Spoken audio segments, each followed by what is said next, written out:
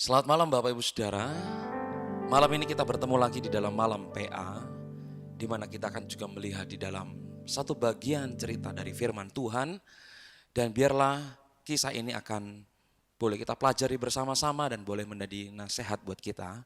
Sebelumnya mari kita menaikkan satu pujian yang mengatakan bahwa apapun yang Tuhan kerjakan di dalam rencana Tuhan itu baik adanya. Sehingga kita bisa bersyukur kepada Tuhan melalui segala perkara yang Tuhan izinkan terjadi. Kita nyanyikan pujian ini, dari semula Kau tetapkan.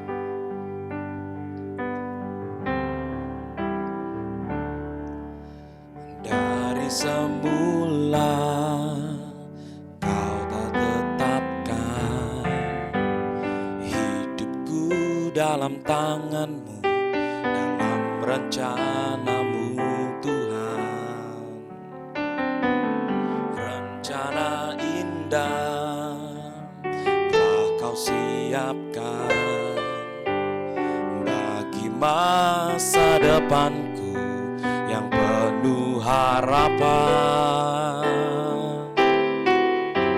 Semua baik, semua baik, apa yang telah Kau perbuat di dalam hidupku.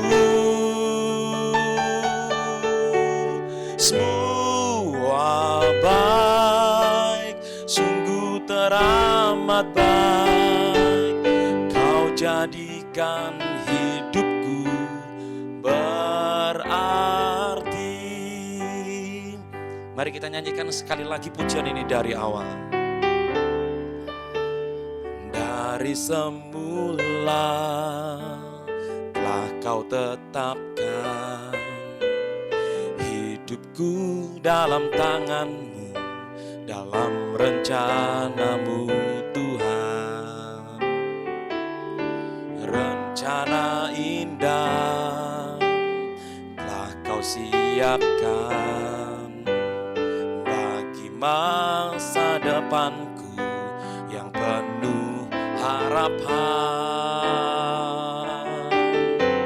Semua baik, semua baik, apa yang telah Kau perbuat di dalam hidupku. Semua baik, sungguh teramat baik, Kau jadikan hidupku berarti. Katakan semua baik, semua baik, semua baik, apa yang telah Kau perbuat di dalam hidupku. Semua baik, sungguh teramat baik, Kau jadikan hidupku berarti. Kau jadikan hidupku berarti.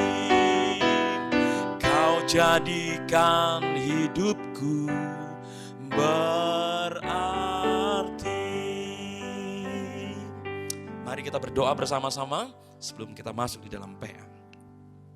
Terima kasih Bapa, melalui pujian ini biarkan kami memulai PA kami malam ini, bahwa apapun yang telah Tuhan kerjakan dalam rencana-Mu Tuhan, semuanya baik dan semuanya mendatangkan kebaikan bagi kami, orang yang percaya dan mengandalkan Tuhan. Berkati kami dalam setiap materi yang akan kami bahas, kiranya Tuhan yang dipermuliakan dan kami diberkati dengan pesan-pesan firman Tuhan. Terpujilah nama-Mu Bapa, dan kuatkan kami dalam firman-Mu. Di dalam nama Tuhan Yesus kami berdoa. Haleluya. Amin.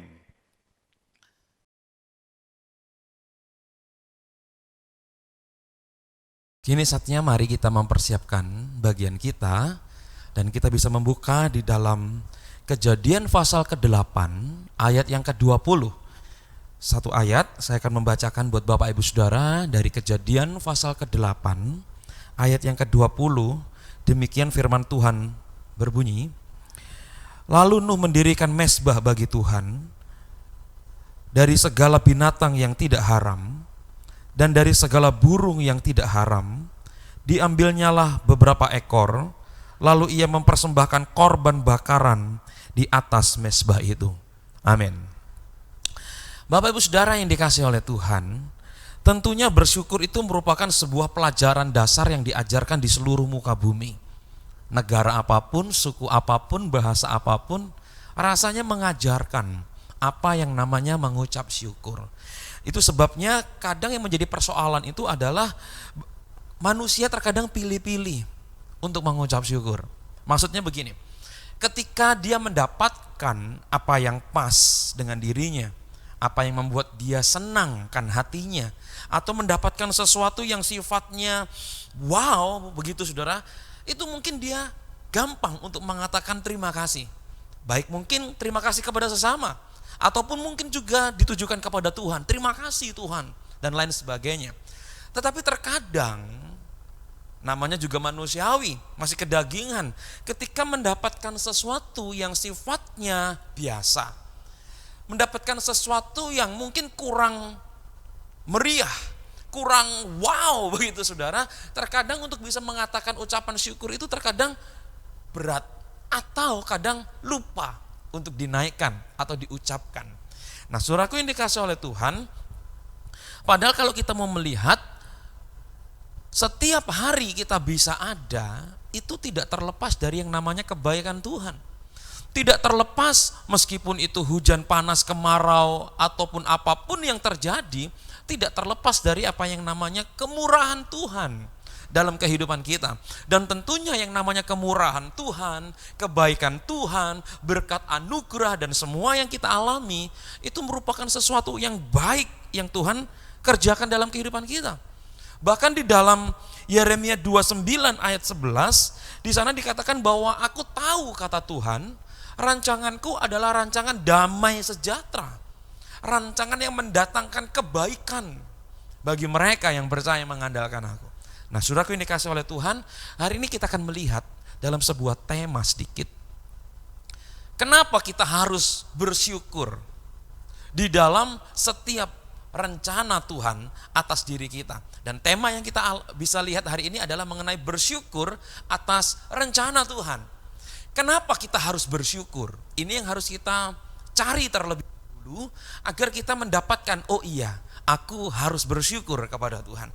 Yang pertama saudaraku, saya akan membacakan di dalam ayat ke-18 dan ayat yang ke-19 dari Kejadian pasal yang ke-8. Demikian firman Tuhan. Lalu keluarlah Nuh bersama-sama dengan anak-anaknya dan istrinya dan istri anak-anaknya. Segala binatang liar, segala binatang melata dan segala burung, semuanya yang bergerak di bumi, masing-masing menurut jenisnya, keluarlah juga semua itu dari bahtera itu. Yang pertama, kenapa kita harus bersyukur saudara kepada Tuhan? Yang pertama, karena ada penghiburan di dalam rencana Tuhan bagi kehidupan kita semua. Saudaraku yang dikasihi di dalam Tuhan, tadi dikatakan bahwa pada waktu air bah sudah surut, maka keluarlah mereka. Dikatakan ada Nuh, ada istrinya, tentunya ada anaknya, dan juga ada istri dari anak-anaknya, beserta dengan binatang-binatang yang tadi sudah disebutkan. Mari kita perhatikan saudaraku, momen di mana mereka semua keluar dari bahtera. Mari kita perhatikan, jika saudara jadi Nuh, kira-kira saudara, apa yang akan saudara rasakan sebagai Nuh? Pernah kita berpikir? Mungkin kita membaca ketika air bah surut, maka bahtera itu ada di Gunung Ararat, mendarat. Lalu cerita ini Nuh keluar dari bahtera. Pertanyaannya, pernahkah kita menyadari bagaimana perasaan Nuh pada waktu itu? Pada waktu dia keluar dari pintu bahtera, dia menjejakkan kakinya di tanah, di bumi pada waktu itu. Pernahkah kita menyadari apa yang terjadi dalam diri Nuh yang dirasakannya? Saudara yang dikasihi oleh Tuhan, Mungkin bisa jadi bahwa yang terjadi pada waktu Nuh keluar, mungkin Nuh mengatakan akhirnya keluar juga. Bisa dibayangkan di dalam Kejadian 8, 13 sampai 18, 1 tahun 10 hari ada di bahtera. Bisa kita menyadari, saudaraku, seberapa besar bahtera? Mungkin besar. Tapi di dalam waktu selama itu, apakah tidak bosan? Dari depan ke belakang, mau dari belakang naik ke atas mungkin ngecek binatang-binatang, mungkin seneng lihat binatang-binatang ini di kandang ini, di kotak ini, di petak ini. Mungkin seneng, mungkin 1 hari, 1 minggu awal mungkin seneng, tapi lama-lama bosen, saudara. Orang itu pergi ke kebun binatang, contohnya saja di Batu Secret Zoo, di Batu. Itu sekali datang seneng, lihat binatang, nanti waktu liburan lagi berapa bulan kemudian datang lagi, itu masih seneng. Tapi apa yang terjadi kalau setiap hari, setiap saat melihat terus pemandangannya? Kira-kira bisa bosan, saudara. Kenapa? Tidak bisa kemana-mana, keluar dari bahtera udah air. Tidak bisa kenapa-napa. Jadi apa yang terjadi? Hanya di dalam bahtera. Bisa dibayangkan selama itu, saya tidak tahu bosan atau tidak, Alkitab tidak menuliskan. Tapi secara psikologis, dalam hanya putaran-putaran di bahtera, orang bisa pusing, orang bisa bosan. Apa yang terjadi di dalam dirasakan oleh Nuh? Mungkin Nuh bisa mengatakan senang sekali bisa nginjak tanah. Karena selama itu mengapung-apung di atas air di dalam bahtera. Saya punya teman, ketika dia pindah rumah dan dia mendapatkan rumah yang sifatnya di atas tanah seperti rumah kita, dia senang sekali. Kenapa senang sekali? Dia mengatakan, aku tuh merindu punya rumah tuh di atas tanah. Kenapa? Karena aku begitu lama tinggal di apartemen. Masuk apartemen, enggak tahu kanan, kiri, depannya tidak tahu. Memang di apartemen megah, lihat pemandangan dan lain sebagainya, fasilitas apartemen. Tapi di apartemen, awalnya seneng. Tapi selama belasan tahun, akhirnya apa yang terjadi? Bosannya luar biasa di apartemen.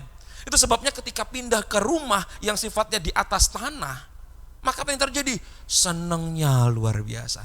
Mungkin yang dirasakan oleh Nuh pada waktu dia keluar dari bahtera, dia menginjakkan kakinya di tanah. Mungkin dia mengatakan, akhirnya aku menemukan tanah.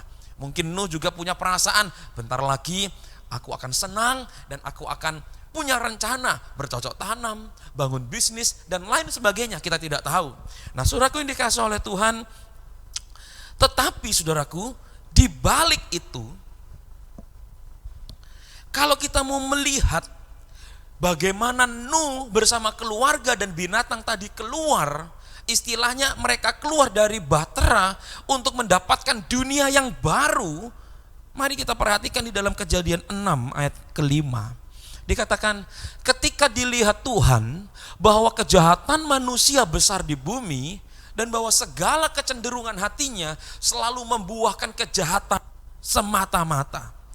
Saudaraku, ketika Nuh keluar dari bahtera, itu dalam periode sebelumnya lahirlah ayat ini di mana Allah mengirimkan air bah, karena ayat ke-5 dikatakan manusia kecenderungannya hanya membuahkan kejahatan semata-mata. Bayangkan saudaraku, manusia itu marah, oke lah. Tapi kalau sampai Allah marah dan sampai menghasilkan sebuah hukuman pembinasaan, itu karena manusia ketika membuat kesalahan udah keterlaluan sifatnya. Itu sebabnya Allah menyuruh Nuh membangun bahtera dan kita tahu kisahnya. Saudaraku yang dikasihi dalam Tuhan, dituliskan dengan jelas bahwa apa yang terjadi pada waktu itu karena kesalahan yang dibuat oleh manusia. Karena kecenderungan hatinya begitu jahat, maka apa yang terjadi? Hukuman itu datang, yaitu air bah.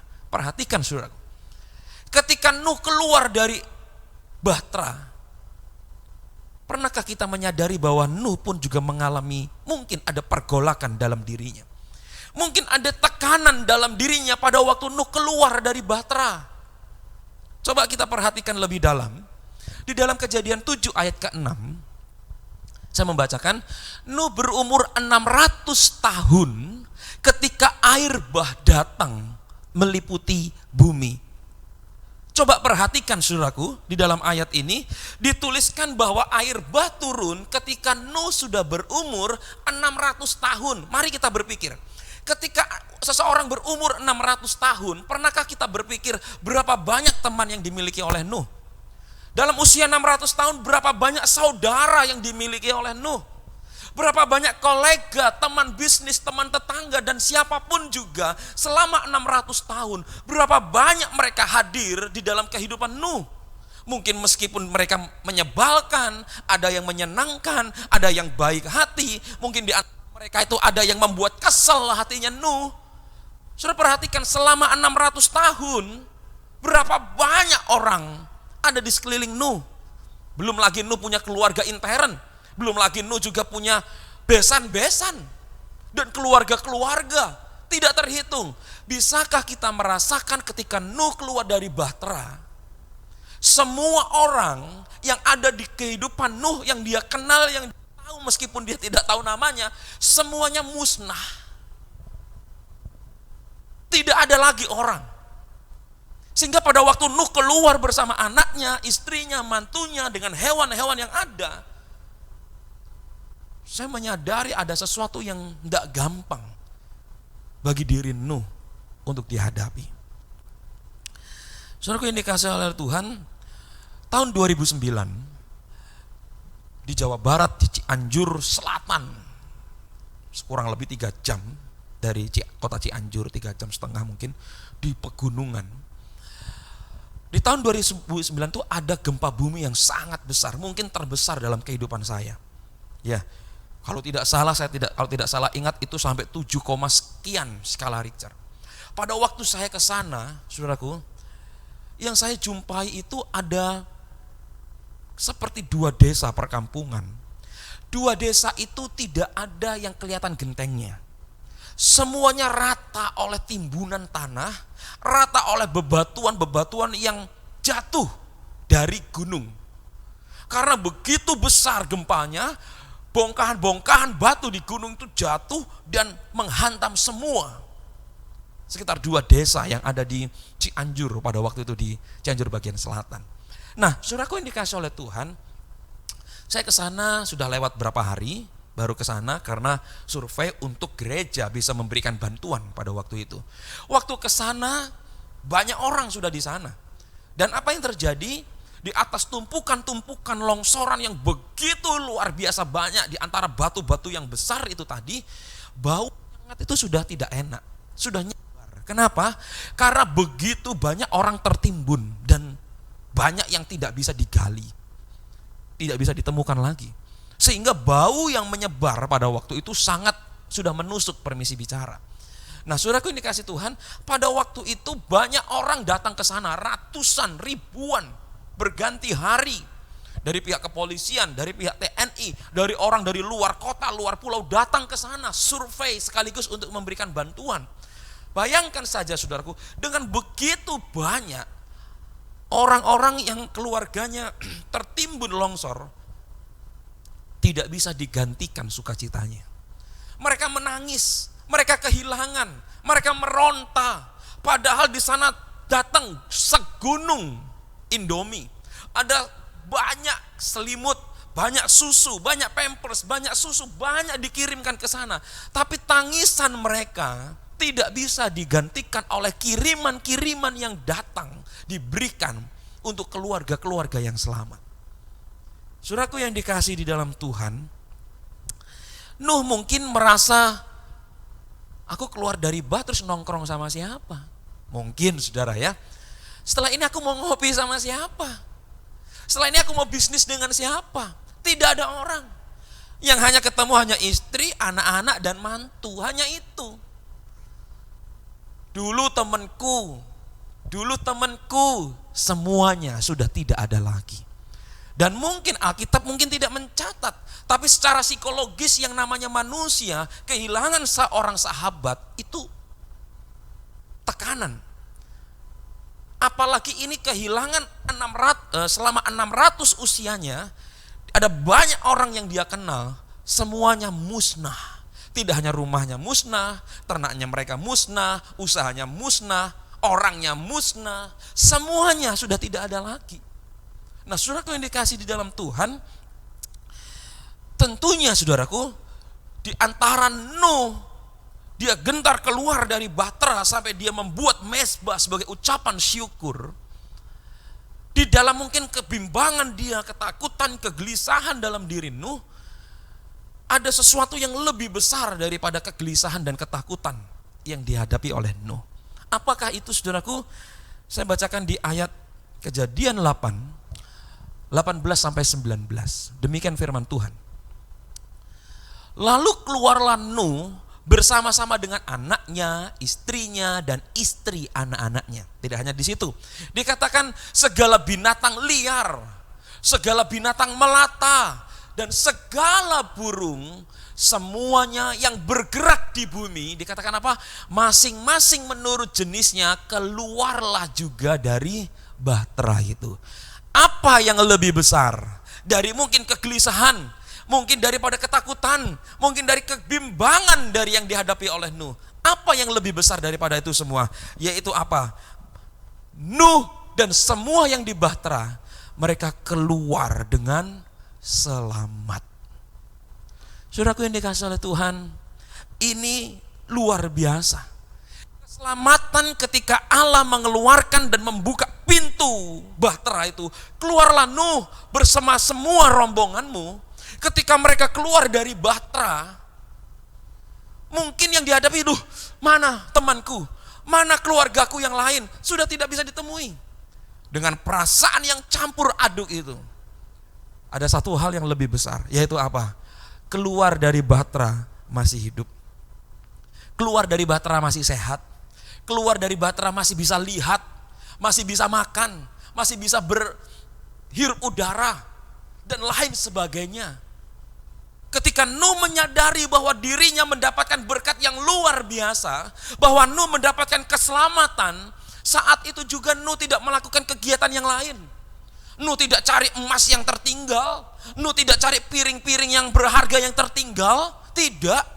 Yang dilakukan oleh Nuh adalah apa? Nuh langsung membuat mezbah, Nuh langsung bersyukur kepada Tuhan. Saudaraku, sadarkah kita hari ini juga, kita juga mendapatkan seperti berkat yang dialami oleh Nuh, yaitu apa? Keluar. Mungkin tidak keluar dari bahtera, tapi mendapati bahwa kita keluar dari hukuman dosa yang menyebabkan kematian abadi, dan itulah keselamatan, saudara. Pertanyaannya adalah, apakah kita se-exciting dari Nuh ketika dia mendapati itu? Maka hal pertama yang dia hadapi adalah apa? Aku buat mezbah dan aku bersyukur kepada Tuhan. Saudaraku yang dikasihi di dalam Tuhan, siapakah Nuh? Apakah dia orang hebat? Alkitab hanya mencatat Nuh orang yang bergaul karib dengan Allah. Bagaimana dengan istrinya? Bagaimana dengan anaknya? Bagaimana dengan mantunya? Tidak ditulis. Saya yakin pun mereka bukan orang sempurna, masih ada banyak kesalahan. Saudaraku yang dikasihi oleh Tuhan, semakin mengingat kelebihan kita masing-masing, kekurangan kita masing-masing, semakin kita akan disadarkan kita tidak layak mendapatkan berita keselamatan. Kita tidak layak mendapatkan yang namanya anugerah keselamatan. Kita tidak layak namanya keluar dari bahtera hukuman dosa. Kita tidak layak. Tapi siapakah kita sampai keselamatan itu diberikan kepada kita? Kita yang seharusnya banyak orang lain termasuk diri kita mati di dalam air bah. Kita berbicara neraka, hukuman kekal. Siapakah diri kita sampai Tuhan mengatakan keluarlah dari bahtera? Dan siapa itu? Saya. Juga bersama saudara semuanya. Saudara yang dikasih dalam Tuhan, di dalam Lukas 12 ayat ke-7. Dikatakan bahwa rambut kepalamu pun terhitung semuanya. Karena itu kamu jangan takut, karena kamu lebih berharga daripada banyak burung pipit. Saudaraku yang dikasih oleh Tuhan, siapakah diri kita di hadapan Allah? Jangan lihat kelebihannya. Tidak usah lihat kekurangannya, tidak usah tunjuk-tunjuk, tidak usah. kita berlihat diri kita sendiri di hadapan Allah. Siapakah diri kita sampai Allah memberikan kita anugerah keselamatan? Siapakah? 12 ayat 7 dikatakan, kita adalah orang yang berharga di matanya Tuhan. Kita orang yang berharga, punya nilai, tidak dibuang oleh Allah. Allah memberikan anugerah keselamatan besar begitu kuatnya. Berkat itu yang Tuhan beri buat kita. Itu sebabnya Tuhan inginkan apa? Jangan takut. Tidak usah sedih, tidak usah bimbang, percaya saja. Bayangkan, kalau keselamatan saja diberi, apa susah berkat yang lain? Betul? Bisa membayangkan orang-orang yang ditinggal oleh Nuh. Mereka hanya bisa melihat Nuh naik bahtera ke atas. Ketika air sudah mulai naik, mereka lihat Nuh ada di sana dan dia enak di sana, di dalam bahtera. Dan pada akhirnya mereka harus kehabisan nafas karena tenggelam karena air. Bisa kita bayangkankah ada banyak orang yang memanggil mungkin, Nuh, bukakanlah pintumu. Nuh, kirimkanlah talimu. Tarik saya keluar dan masuk dalam bahtera. Tapi Nuh tidak lakukan. Mungkin saja Nuh dengar. Mungkin anaknya, istrinya, mantunya juga dengar. Tapi keselamatan tidak diberikan kepada mereka. Hanya diberikan oleh Nuh. Diberikan kepada Nuh. Kalau hari ini saudaraku, menerima anugerah keselamatan. Siapakah kita? Kita adalah orang yang berharga di hadapan Tuhan. Mungkin saat ini kita adalah orang yang penuh ketakutan. Mungkin hari ini ada kegelisahan, mungkin ada pikiran yang mengancam. Tetapi saudaraku, saya mau mengatakan, orang yang percaya dan mengandalkan Tuhan, ketika kita belajar dari Nuh, akan berjalan keluar dengan kepala yang tegak, dan dikatakan apa? Sukacita dalam hatinya lebih besar daripada semua ketakutan yang ada di dalam dirinya. Selama kita percaya, selama kita andalkan Tuhan, selama kita berserah kepada Tuhan, kita akan berjalan dengan kepala yang tegak, dengan hati yang penuh sukacita, melebihi semua ketakutan-ketakutan yang mungkin muncul di dalam diri kita. Di dalam 1 Yohanes 4 ayat 4. Kamu berasal dari Allah, anak-anakku, dan kamu telah mengalahkan nabi palsu. Itu sebab roh yang ada di dalam kamu lebih besar daripada roh yang ada di dalam dunia. Hari ini mungkin kita tidak mengalami bahtera, tidak keluar dari bahtera. Tapi Tuhan mengatakan kepada kita, kamu akan keluar dengan kepala yang tegak, dengan hati yang penuh sukacita. Karena ada roh Allah di dalam diri kita. Dan roh Allah itu memampukan kita untuk kita bisa menikmati berkat Tuhan lebih besar daripada hanya kita menikmati, merasakan, tinggal di dalam kegelisahan, ketakutan, kebimbangan. Karena mungkin kita punya kebutuhan-kebutuhan yang masih banyak harus kita penuhi. Saudaraku yang dikasih oleh Tuhan, janji Tuhan akan memberikan penghiburan. Janji Tuhan itu akan memberikan kita kekuatan untuk kita terus boleh percaya kepada Tuhan senantiasa sampai selama-lamanya. Itu sebabnya ada satu lagu lama mengatakan, kemurahan-Mu lebih dari hidup, kemurahan-Mu lebih dari hidup, bahwa lidahku memuji Engkau, kemurahan-Mu lebih dari hidup. Kemurahan Tuhan dalam memberikan anugerah keselamatan lebih besar daripada apa? Semua yang kita pikirkan dalam dunia ini. Itu sebabnya saudaraku, fokus kita, ayo kita melihat kepada rencana Allah. Bahwa di dalam rencananya Allah itu ada yang namanya apa? Berkat keselamatan. Saudaraku yang dikasih oleh Tuhan, jangan takut lagi. Jangan bimbang lagi. Setiap hal yang kita lalui, ada penghiburan yang Tuhan berikan. Amin. Tuhan mengatakan, aku memberikan kepadamu roh penghibur, yang akan menghiburkan, menguatkan engkau. Dan itu adalah Roh Kudus. Siapa Roh Kudus? Allah. Dan dia tinggal dalam diri kita semua. Dalam menghadapi hari-hari kita, jangan takut. Karena ada Allah yang siap memberikan kepada kita penghiburan. Di hari pertama, mungkin hari ini, mungkin sampai selama-lamanya. Roh penghibur itu tetap tinggal dalam diri kita. Sekarang kita melihat yang kedua. Kenapa kita harus bersyukur ketika kita hidup di dalam rencananya Tuhan? Rencana kita mungkin bisa salah, rencana kita mungkin kita tidak fokus, tapi rencana Allah tidak mungkin tidak fokus dan tidak tepat. Oleh karenanya kita harus bersyukur. Kenapa kita harus bersyukur? Kita akan melihat yang kedua. Ayat 21 sampai 22, demikian firman Tuhan. Ketika Tuhan mencium persembahan yang harum, berfirmanlah Tuhan dalam hatinya, aku tak akan mengutuk bumi ini lagi karena manusia. Sekalipun yang ditimbulkan hatinya adalah jahat sejak kecilnya, dan takkan membinasakan mereka lagi segala yang hidup seperti yang telah kulakukan. Selama bumi masih ada, takkan berhenti musim menabur, musim menuai, dingin dan panas, kemarau dan hujan, siang dan malam. Yang kedua, kenapa kita harus bersyukur atas rencana Allah dalam kehidupan kita? Yang kedua, karena ada berkat di dalam rencananya Allah buat kita. Saudara yang dikasihi oleh Tuhan, tiap orang pasti suka yang namanya berkat, betul? Termasuk saya, termasuk Bapak Ibu Saudara, semua suka yang namanya berkat. Mendapatkan berkat sebulan sekali, puji Tuhan. Saudara ya, mendapatkan berkat tiap hari, haleluya, puji Tuhan. Kalau mendapatkan berkat yang tidak pernah berhenti, wah mungkin pujiannya, ucapan syukurnya lebih panjang lagi jimat-jimatnya. Saudara. Puji Tuhan, haleluya, engkau besar dan lain sebagainya, saudara yang dikasih Tuhan. Kenapa? Berkat Tuhannya tidak berhenti. Kita bisa nikmati berkat-berkatnya. Nah tetapi saudaraku, ada satu persoalan. Bagaimana kita melihat keberadaan dari sebuah berkat? Ini persoalan. Menerima berkat itu kita senang. Setelah menerima kita mengucapkan bersyukur, itu kita bisa.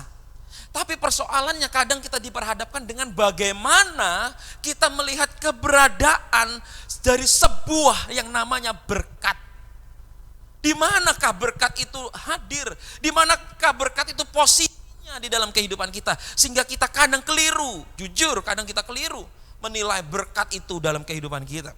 Saudaraku, apakah berkat itu datangnya memang karena saya yang sudah bekerja sehingga saya mendapatkan hasil, atau dari Tuhan di mana melalui tangan yang mungkin tidak terlihat Tuhan bisa menggerakkan dengan segala cara, berkat itu datang menghampiri kehidupan kita masing-masing.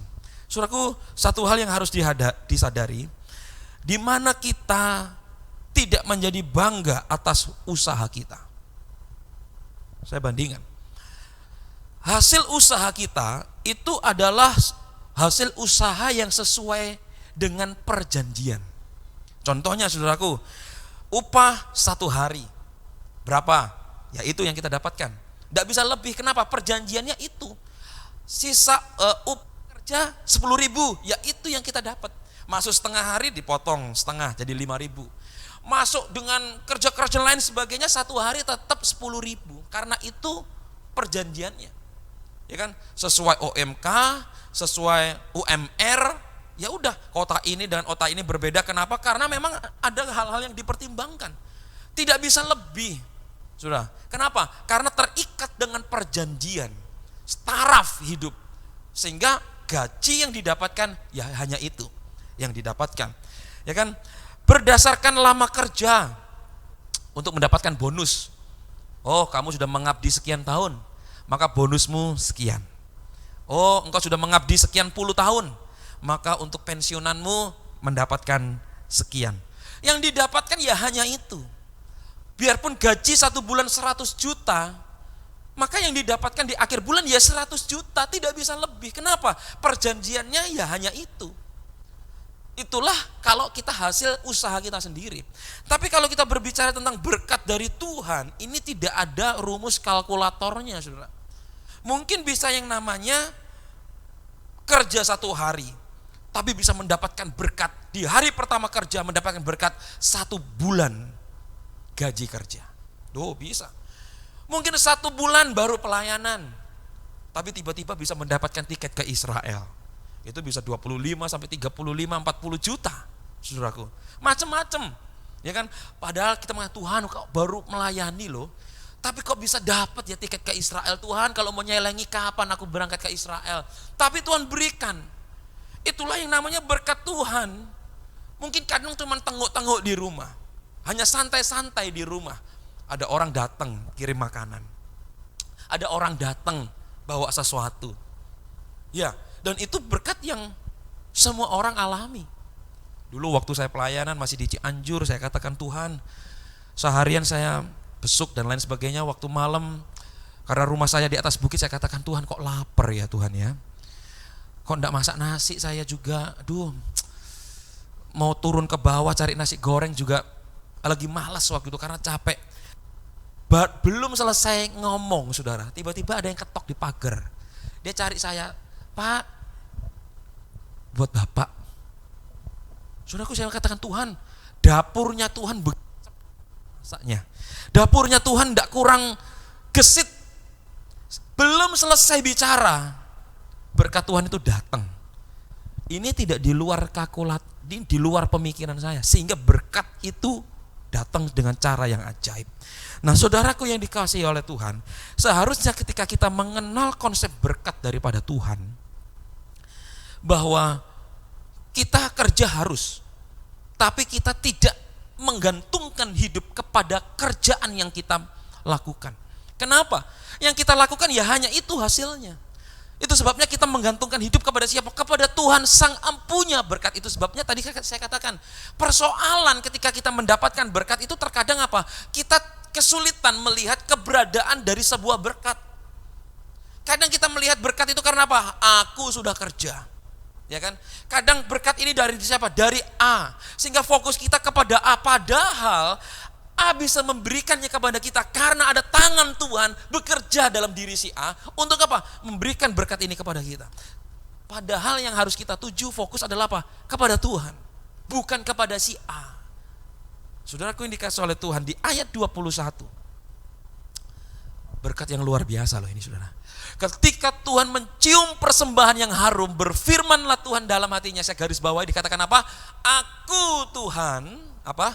Tidak akan mengutuk bumi ini lagi karena manusia. Meskipun yang ditimbulkan kelakuan manusia hanya menyakitkan hatinya Tuhan. Saudaraku yang dikasihi oleh Tuhan, mari renungkan pelan-pelan. Allah memberikan air bah, menghukum semua manusia karena apa? Kesalahan manusia. Biarpun yang mati hanya 5, 10 ribu, 200 ribu yang mati atau semua yang musnah, itu adalah konsekuensi dari kejahatan manusia. Sehingga Allah memberikan hukuman. Bukankah manusia akan terus bisa berbuat jahat? Bahkan dituliskan di dalam Roma 7:19. Paulus sendiri mengatakan, bukan apa yang aku kehendaki yang baik yang aku perbuat, melainkan apa yang tidak aku kehendaki yang jahat, yang sering kali kadang kita jujur kita lakukan bersama-sama. Kurang setia, kurang doa, kurang mengucap syukur. Betul? Kadang kita melihat sesuatu kita menggerutu. Kok ini lagi berkatnya? Makan kok ini lagi? Padahal bisa makan. Itu sudah yang namanya ucapan syukur, berkat kemurahan Tuhan dalam kehidupan kita. Itu sebabnya saudaraku, mari kita mengucap syukur. Terlebih lagi di dalam ucapan syukur kita ada berkat yang limpah yang Tuhan beri. Dikatakan Allah di dalam rencananya yang besar dan agung, Dia tidak akan memberikan hukuman lagi kepada manusia meskipun manusia jahat di mata Tuhan. Dengan kata lain saudaraku, manusia tidak akan bisa lepas dari kejahatan. Tetapi Allah sudah berjanji, aku tidak akan memberikan hukuman kebinasaan lagi kepada manusia. Saudaraku, ini adalah hukum berkat yang tidak ternilai. Allah tidak membinasakan lagi, ini adalah berkat yang tidak ternilai melalui sebuah keselamatan yang dikerjakan oleh anak, yaitu Yesus Kristus sampai mati di atas kayu salib dan dia naik ke sorga. Saudaraku yang dikasihi oleh Tuhan, bukankah kalau ada perampok datang dia mengatakan harta atau nyawa, kita akan memberikan harta kita? Kenapa? Nyawa kita lebih berharga, betul? Tapi kita bisa mengatakan ambil saja hartaku. Harta bisa dicari. Nah, saudaraku ini dikasihi oleh Tuhan, mari kita melihat ada benang merah di antara apa yang dikerjakan oleh Tuhan. Saya katakan demikian. Dikatakan lagi, aku tidak akan membuat atau membinasakan manusia lagi, meskipun manusia berbuat sesuatu yang jahat. Saudaraku ini kasih Tuhan, ini berbicara tentang yang fisik, yang masih di dunia. Aku tidak akan menghukum lagi. Bisa berbicara tentang yang ada saat ini. Kejadian 9, 11 sampai 13. Dikatakan di sana, kuadakan perjanjianku dengan kamu. Sejak saat ini sejak ini tidak ada yang hidup yang akan dilenyapkan oleh air bah lagi. Dan tidak akan ada lagi air bah untuk memusnahkan bumi. Dan dikatakan di dalam ayat itu bahwa di ayat ke-12, inilah tanda perjanjian yang akan kuadakan antara aku dan kamu serta makhluk yang hidup yang bersama dengan kamu turun-temurun selama-lamanya. Busurku kutaruh di awan supaya itu menjadi tanda perjanjian antara aku dan bumi. Allah tidak akan hukum lagi. Allah menaruh pelangi sebagai tanda perjanjiannya. Aku tidak akan memberikan hukuman kebinasaan lagi. Wah, ini terjadi kapan? Saat ini, di bumi. Ketika kita melihat pelangi, itu tanda Allah tidak akan hukum lagi dengan kebinasaan. Tidak hanya untuk saat ini di bumi, Allah memberikan sebuah benang merah lagi. Yaitu apa? Ketika Allah menghadirkan juru selamat melalui kehadiran Yesus Kristus, maka manusia tidak ada lagi yang namanya binasa semuanya. Artinya apa? Barang siapa yang percaya mendapatkan anugerah keselamatan, maka orang itu hidup bersama Tuhan di sorga. Saudaraku, ada benang merah. Dan ini berbicara tentang apa? Di bumi kita mendapatkan perlindungan dari Tuhan. Dia berjanji tidak akan melenyapkan lagi manusia. Bahkan Allah kita bekerja, dia berkati kita.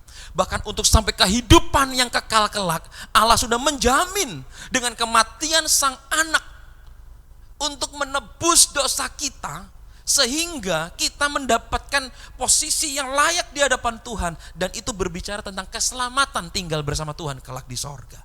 Saudaraku, ini benang merah luar biasa. Tidak hanya di bumi kita mendapatkannya, sampai kelak di sorga Tuhan sudah menyediakannya buat kita. Itu sebabnya saudaraku, berkat terbesar kepada manusia adalah adanya Mesias, adanya juru selamat, adanya yang diurapi. Untuk siapa? Saya, saudara semua, dan semua orang yang boleh percaya kepada Tuhan. Oleh karenanya rencana Allah mendatangkan berkat. Rencana Allah akan memberikan kepada kita penghiburan. Oleh karenanya itu saudaraku, jangan pernah kita tidak mengucap syukur. Sudahkah kita mengucap syukur hari ini? Paling tidak di dalam doa pada waktu kita bangun tidur, Tuhan, terima kasih atas berkat doa, berkat semalam Engkau jaga. Hari ini akan ada banyak kegiatan, sertai dan berkati. Mari kita mengucap syukur karena ada banyak berkat yang Tuhan berikan kepada kita. Konklusi kita pada malam hari ini, kenapa kita harus bersyukur atas rencana Tuhan dalam kehidupan kita? Yang pertama, ada penghiburan di dalam rencana Tuhan atas hidup kita. Apapun rencananya, mari kita mau mengatakan semua baik, semua baik. Apa yang kau perbuat di dalam hidupku. Ada penghiburan dalam rencana Tuhan. Yang kedua, kenapa kita harus bersyukur? Karena ada berkat di dalam rencananya Tuhan. Tidak hanya hasil upah yang Tuhan beri, tetapi Tuhan memberikan apa? Ada berkat yang limpah. Hanya di bumi dan juga sampai di sorga. Itu sebabnya saudaraku, mari kita percaya sama Tuhan. Jangan putus asa, selalu kita doa dekat kepada Tuhan. Maka Dia akan memberikan kita tidak hanya damai sejahtera, tapi Dia akan memberikan kepada kita sukacita. Lewat satu hari demi satu hari, kita tidak akan menyalahkan Tuhan atas rencananya. Justru kita akan mengatakan, Tuhan terima kasih. Rencanamu mendatangkan penghiburan, rencanamu mendatangkan berkat-berkat buatku dan juga buat seluruh keluargaku. Kiranya bagian ini bisa memberkati kita. Terus kuat dalam ucapan syukur dimanapun kita berada dan apapun yang kita alami. Amin. Mari kita berdoa bersama-sama menutup PA kita malam hari ini. Terpuji namamu Tuhan, karena kebaikan Tuhan membuat kami ada sampai hari ini. Kami bisa menikmati berkat Tuhan, kami dihiburkan di kala sedih, dan itu merupakan juga berkat-berkat yang agung yang tidak akan pernah dilakukan manusia. Karena itu hanya Allah saja sendiri yang bisa melakukannya. Itu sebabnya Tuhan, kami tidak mau lemah, kami tidak mau undur dari Tuhan. Semakin hari kami mau semakin kuat dalam mengasihi Tuhan. Karena kami tahu bahwa semua baik yang Tuhan kerjakan dalam kehidupan kami, semuanya baik adanya. Terima kasih Bapak, berkati firman-Mu, memberkati kami semua pada malam hari ini. Di dalam nama Tuhan Yesus Kristus kami berdoa. Haleluya. Amin. Selamat malam Bapak Ibu Saudara. Tuhan memberkati kita dan kita ketemu dalam jam ibadah, baik PA juga di minggu depan. Tuhan Yesus memberkati. Amin.